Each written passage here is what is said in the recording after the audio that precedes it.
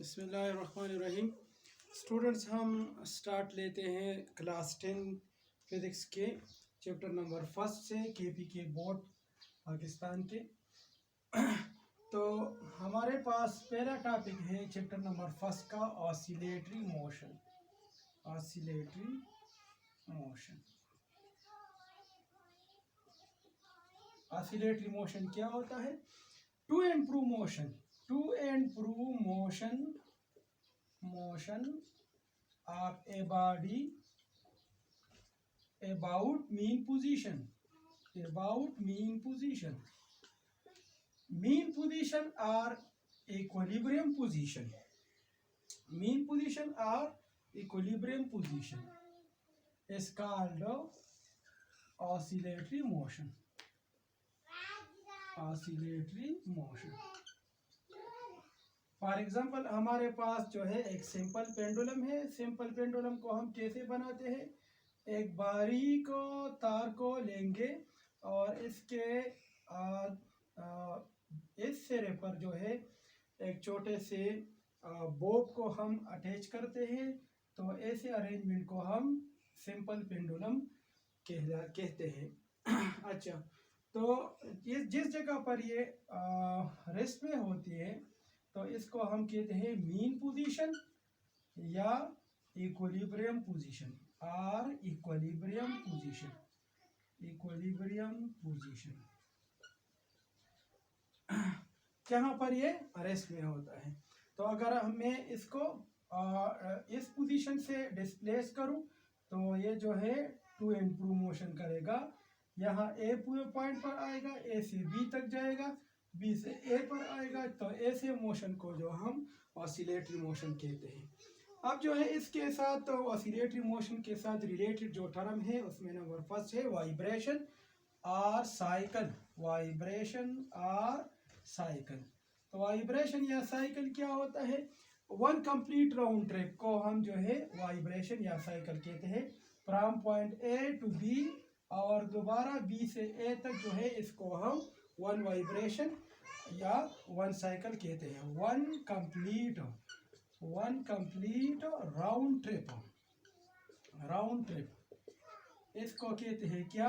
Vibration या oscillation cycle कहते हैं। यानी from A to B and from B to A, इसको हम कहते हैं वन कंप्लीट राउंड ट्रिप और इसको हम कहते हैं वन साइकिल या वन वाइब्रेशन कहते हैं। अच्छा, तो दूसरा इसके साथ रिलेटेड टर्म जो है इसको कहते हैं टाइम पीरियड क्या होता है? टाइम पीरियड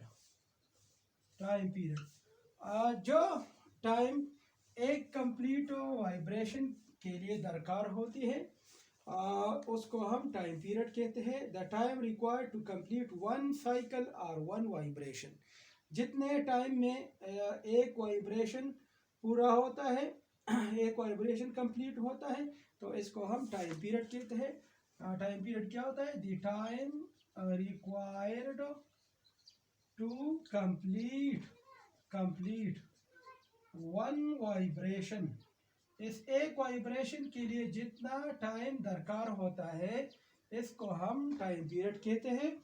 और इसकी यूनिट जो है वो सेकंड है। मतलब ये है कि अगर ये एक चक्कर जो है एक सेकंड में पूरा करता है, मतलब ये एक ए से बी तक आ गया और बी से दोबारा ए पर आ गया, तो अगर इसने एक सेकंड में एक वाइब्रेशन पूरा किया तो इसका टाइम पीरियड जो है वो एक सेकंड है। तो इसका टाइम पीरियड और इसकी यूनिट क्या है? यूनिट इसका है सेकंड। अच्छा, अगला टॉपिक है हमारे पास फ्रीक्वेंसी क्या होता है? एक सेकंड में अगर वाइब्रेटिंग बॉडी एक सेकंड में जितने ऑसिलेशन और वाइब्रेशन कंप्लीट करते हैं तो इसको हम फ्रीक्वेंसी कहते हैं। फ्रीक्वेंसी नंबर ऑफ ऑसिलेशन पर सेकंड इज कॉल्ड फ्रीक्वेंसी। एक सेकंड में जितने वाइब्रेशन ये कंप्लीट करता है तो इसको हम फ्रीक्वेंसी कहते हैं।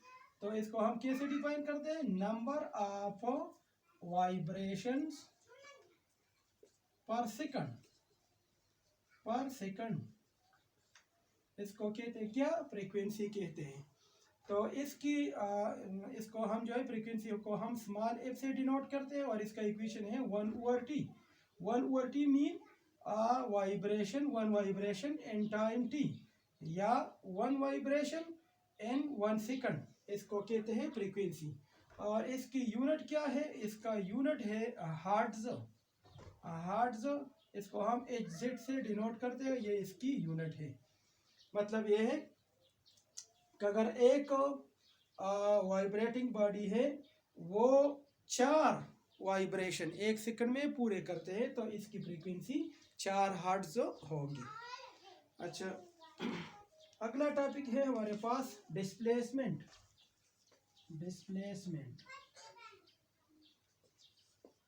डिस्प्लेसमेंट क्या होता है?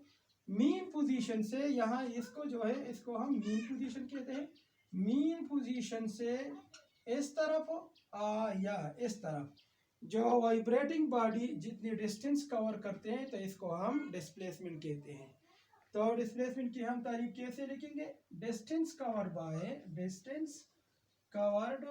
Bye vibrating body to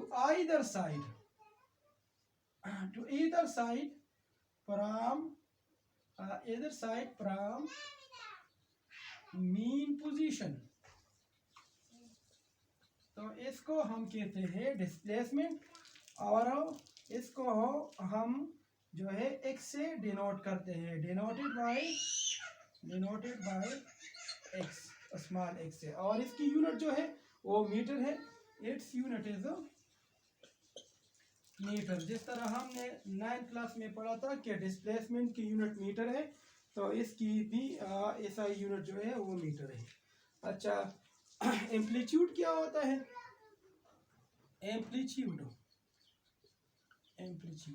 amplitude भी डिस्प्लेसमेंट है, लेकिन मीन पोजीशन से एक्सट्रीम पोजीशन तक मैक्सिमम डिस्प्लेसमेंट को हम एम्पलीट्यूड कहते हैं। अच्छा, तो मैक्सिमम डिस्प्लेसमेंट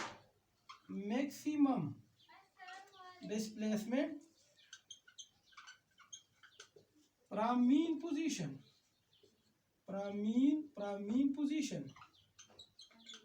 पोजीशन से मैक्सिमम डिस्प्लेसमेंट किसी भी साइड को, इस तरफ या इस तरफ, जो इसको कहते हैं एम्पलीट्यूड। और एम्पलीट्यूड को हम x0 से डिनोट करते हैं, डिनोटेड बाय x0, और इसकी यूनिट जो है वो भी यूनिट मीटर है। अच्छा, तो ये हमारे पास था एम्पलीट्यूड। अच्छा, तो यहाँ तक जो है ये ऑसिलेटरी मोशन के साथ रिलेटेड जो टर्म थे वो हमने डिस्कस किए। अगले टॉपिक में इंशाल्लाह हम सिंपल हार्मोनिक मोशन को डिस्कस करेंगे। शुक्रिया।